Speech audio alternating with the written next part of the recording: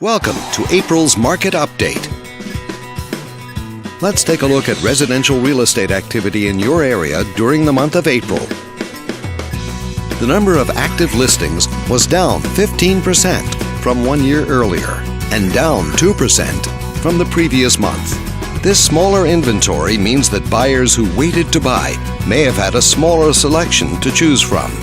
As you can see, the median listing price for the month was just under $400,000. Compared to last year, the average number of days that units spent on the market before being sold was down 27%.